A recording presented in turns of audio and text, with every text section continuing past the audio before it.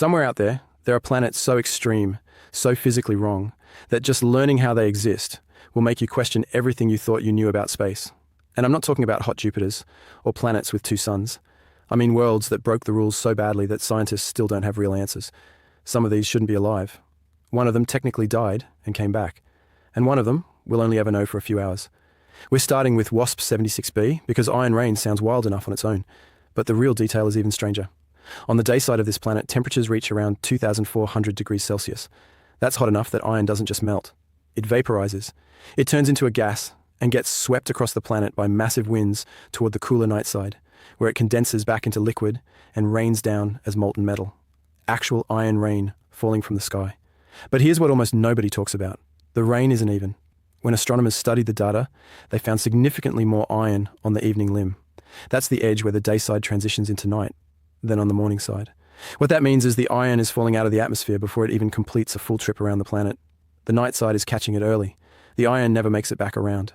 So you have this one-sided metal storm, constantly raining liquid iron in the same region, and the other side stays relatively clear. Nothing in our solar system does anything remotely like this. But if iron rain sounds bad, what's happening on K2-141b makes WASP 76b look almost reasonable. On this planet, the day side sits at around 3,000 degrees Celsius.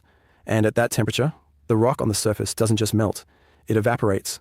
The ground literally turns into gas. And then that rock vapor gets picked up by winds, moving at 5,000 kilometers per hour.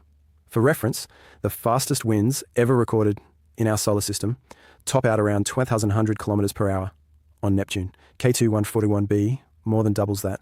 The rock vapor blasts across the planet and hits the night side, which sits at around negative 200 degrees Celsius, and it resolidifies. It snows. Rock snow. Drifts of solidified mineral building up across a frozen landscape while the other side of the same planet is literally dissolving into the atmosphere. The same material, rock, cycling continuously between molten, gas, and solid over and over, driven by a wind system that would shred anything we've ever built. HAT P7b has an atmosphere containing corundum. That's the mineral that forms rubies and sapphires here on Earth. On this planet, it condenses in the upper atmosphere and falls as gemstone rain, which sounds almost beautiful until you get to the part that makes it genuinely unsettling. The wind system driving all of this is chaotically unstable.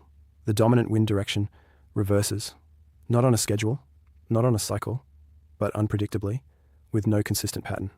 Large-scale atmospheric chaos with no stable equilibrium. We have nothing in our solar system that behaves this way. Every other atmosphere we've studied has some kind of structure, some kind of rhythm.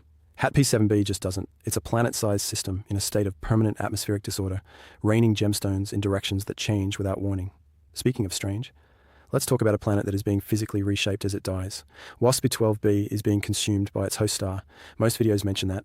What they leave out is that the tidal forces pulling material off this planet are strong enough to actually deform its shape. WASP 12b is no longer a sphere. It's being stretched into something closer to an egg, an oblate, elongated form being pulled toward the star. The material escaping from its atmosphere isn't just drifting away. It forms a disk of planetary debris orbiting the star, essentially a ring made of what used to be this planet's atmosphere. WASP 12b has about 3 million years left. In cosmic terms, that's nothing. And it won't go quietly. It'll be slowly pulled apart, geometrically deformed until there's nothing left to pull. But here's a planet that already went through something like that, and somehow survived it. GJ 1132b had its original atmosphere completely stripped away by radiation from its host star. Essentially, the planet was killed. Its atmosphere was gone. Most planets, that's the end of the story. But GJ 1132b didn't stay dead. Volcanic activity from inside the planet started releasing gases, hydrogen, hydrogen cyanide, and over time, those gases built up into a second atmosphere, a completely new one, rebuilt from scratch. We have never observed a planet do this before. It reset. It grew a replacement atmosphere out of its own volcanic outgassing, and its new atmosphere may actually be more toxic than the first one. A planet that was stripped bare and just started over. Now, Kepler-16b is a different kind of disturbing, less about destruction, more about how alien even the basic experience of being there would be. This planet orbits two stars. One is an orange-red dwarf. The other is a dimmer, reddish companion. If you were standing on the surface, you'd cast two shadows at the same time, each one pointing in a slightly different direction, each lit by a differently colored star. And as those two stars move independently through the sky, your two shadows would shift at different rates, crossing and diverging. Then the smaller star sets, one shadow just disappears, and you're left with a single orange-red sun and one shadow, and the sky looks completely different from how it did an hour ago. Kepler-16b is the only confirmed planet where that experience is physically possible. Not theorized, confirmed. But if Kepler-16b is strange, TARI-S2b is deeply wrong, in a way that's harder to explain. This planet reflects less than 1% of the light that hits it. That makes it darker than coal, darker than black acrylic paint, darker than almost any material we use as a reference for dark. And the part that keeps astronomers up at night.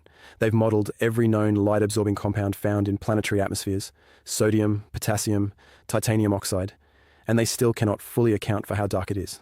Something in that atmosphere is absorbing light that we haven't identified. The complete explanation for what makes TARI-S2b the darkest known planet doesn't exist yet. We know it's there.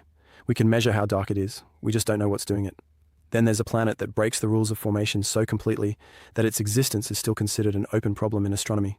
Kepler-78b orbits its star every 8.5 hours. That means a full year on this planet takes less than 9 hours.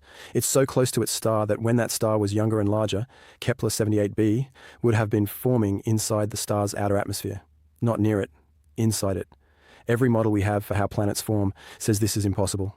The planet should have been incinerated before it ever finished forming. Astronomers have two theories for how it ended up where it is, and both of them have serious unresolved problems. So for now, Kepler-78b just exists in a place it physically shouldn't be able to exist, and we don't have a clean answer for why. And if that's unsettling, the next one is unsettling for a completely different reason. Ogle 2005 BLG 390LB was discovered through gravitational microlensing, a technique where a passing star bends light from a background star at exactly the right angle, and for a brief window, you can detect planets around it. That window lasted days. The alignment will never repeat. The planet is 21,500 light-years away, frozen at negative 220 degrees Celsius, and everything we will ever know about it was captured in a few hours of observation. We know it exists. We know its approximate mass and temperature. That is the complete file. It will never be studied again. No follow-up mission, no second look, no additional data. One brief cosmic coincidence, and then nothing. There are probably billions of planets out there that we'll only ever glimpse once, if at all. And this one is the starkest example of that. And then there's the one that might be the strangest of all. Not because of what it does, but because of where it does it.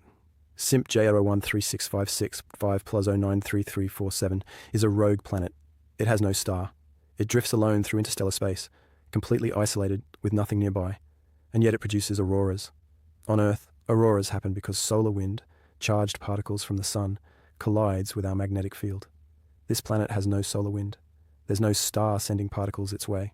The leading explanation is that it has a moon, and the gravitational interaction between the planet and that moon creates electromagnetic currents strong enough to drive an aurora.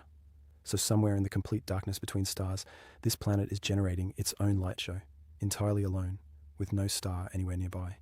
Just a rogue world and its moon, producing light in the dark for no audience at all.